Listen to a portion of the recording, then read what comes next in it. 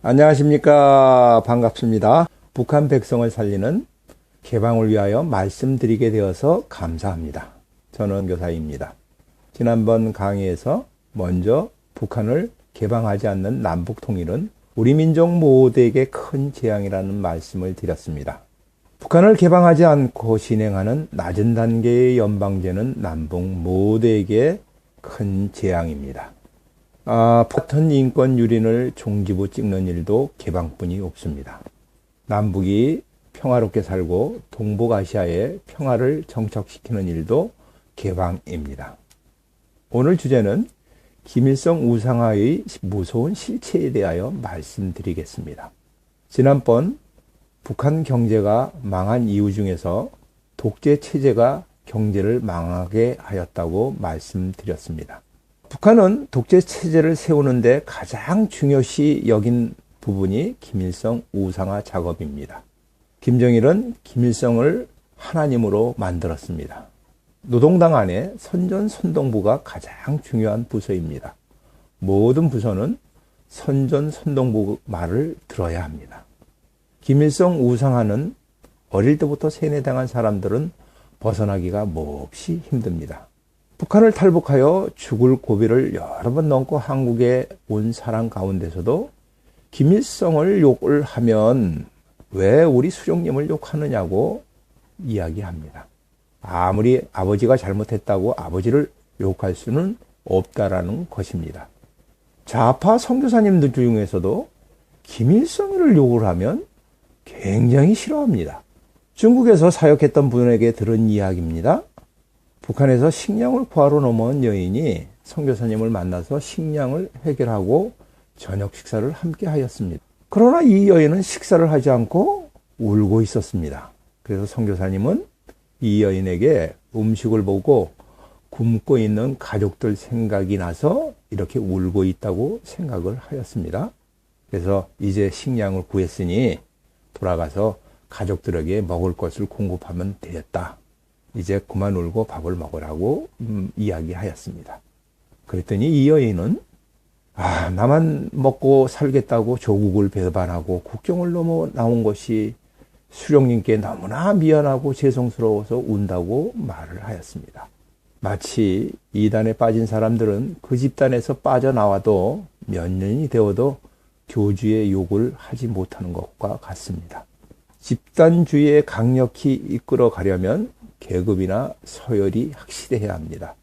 특히 최고 지도자는 하나님을 만들어야 합니다.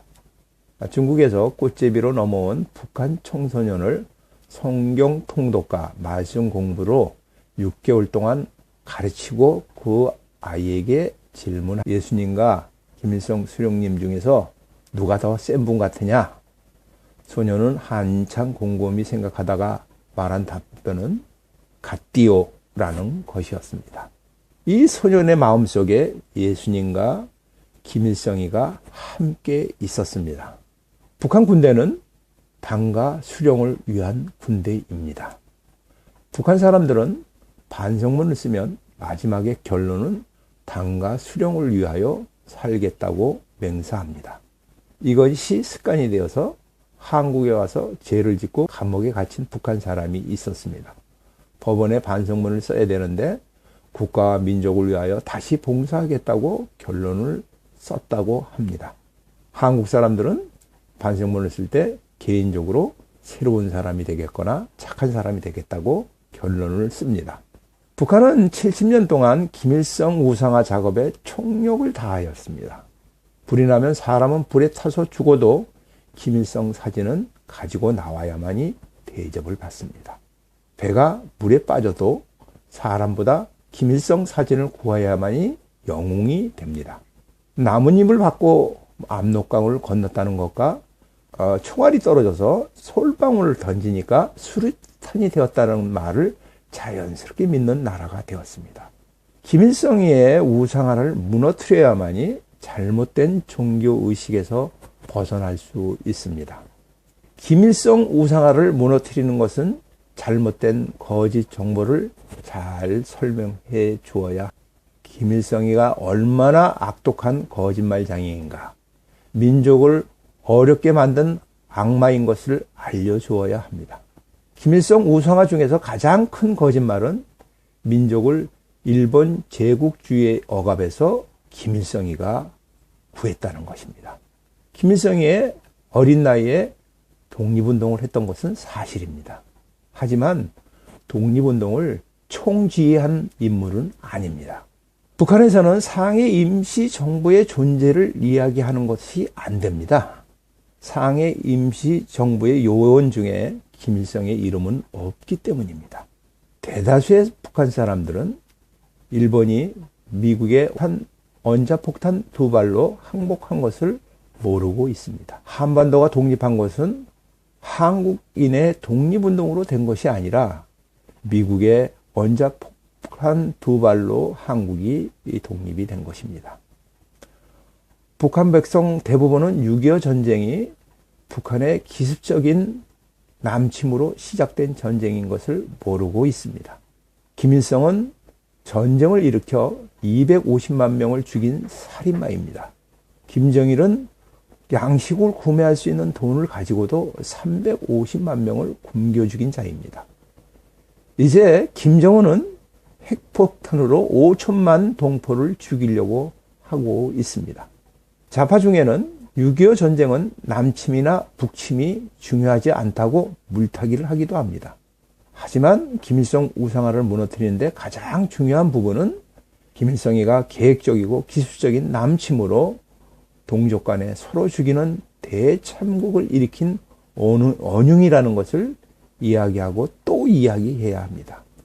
김일성 우상화를 무너뜨리는 방법 중에서는 김일성이가 종파분자, 반당분자로 낙인을 찍어 같은 공산주의자를 모조리 숙청하였다는 것을 인식시켜줘야 합니다.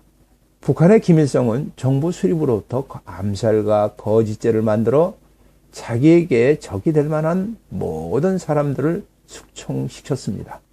자기를 반대하는 사람뿐만 아니라 반대가 예상되는 자를 모조리 제거하였습니다. 반동분자는 반대하는 자가 아니라 함께하지 않는 자, 당의 명령에 순응하지 않는 자도 모두 반동분자입니다. 김일성은 6.25 전쟁이 끝나고 중공업 정책을 앞세워 국가를 재건하려고 하였습니다. 그러나 연안파들은 경공업도 같이 발전시키자 하여 이에 모조리 숙청하였습니다. 북한은 숙청할 때 가족과 지인까지 모조리 숙청을 시켜 아예 싹을 잘라버립니다. 정치적으로 잘못하면 3대가 숙청됩니다. 다음 시간에는 김일성이가 권력 욕심으로 얼마나 많은 애국 공산주의자들을 죽였는지에 대하여 방송해 드리겠습니다. 공산주의를 망하게 한 자는 김일성입니다. 김일성이를 보면서 지하에서 막스나 레닌은 땅을 치고 통곡을 할 것입니다. 오늘도 시청하여 주셔서 감사를 드립니다. 구독 버튼을 눌러주시면 감사하겠습니다. 다음에 게시하는 방송을 이어서 보기가 쉽습니다. 지나간 방송도 찾아보기가 쉽습니다. 감사합니다. 오프너 선교사였습니다.